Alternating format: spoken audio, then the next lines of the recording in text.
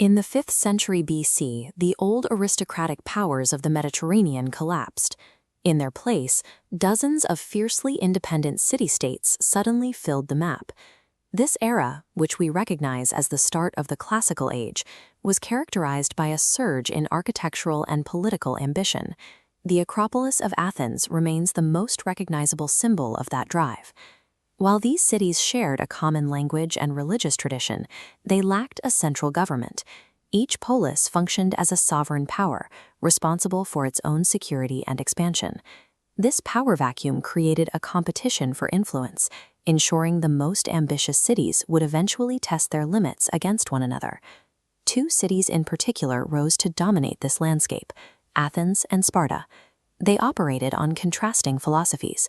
Athens focused on dynamic outward naval expansion, while Sparta prioritized rigid internal military stability. These differing political and social structures created a persistent friction, setting the stage for a confrontation that would decide the future of the Greek world. Sparta's radical military focus was an extreme response to its own expansion. After conquering the neighboring Messenians, the Spartans had to find a way to maintain control over a population that vastly outnumbered them.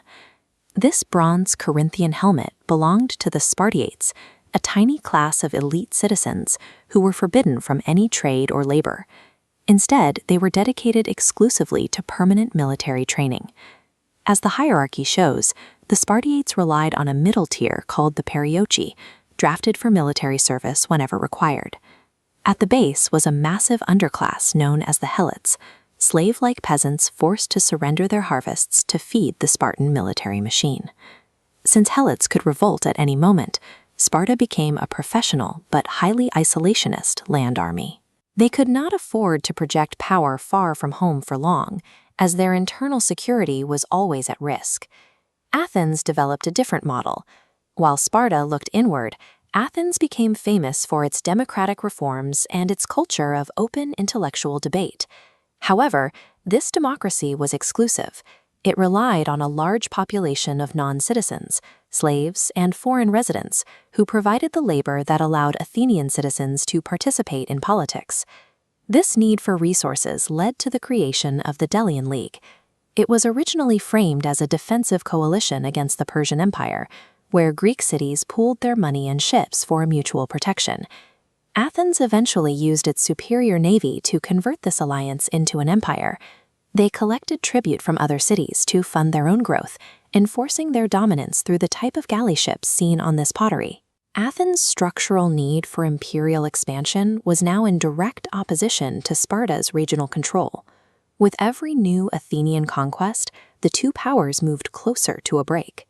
The Peloponnesian War began when Athens' commercial and political reach finally threatened Sparta's network of allies. The map reveals a strategic deadlock. Athens used its navy to blockade the coastlines, while Sparta used its heavy infantry to invade the Athenian countryside. Neither side could strike a finishing blow against the other's primary strength. The war lasted for decades. Other city-states were drawn into the conflict, frequently shifting loyalties as the sheer length of the fighting exhausted the manpower and wealth of the entire region. Instead of a quick victory, the conflict became an agonizing war of attrition that steadily drained the vitality of both superpowers. When the war finally ended, the result was a shattered Greece. The conflict didn't prove the superiority of one system over the other. It simply broke the frameworks that allowed both to flourish. This 1890 photograph of the ruined Parthenon depicts a civilization that dismantled itself at the absolute height of its cultural power.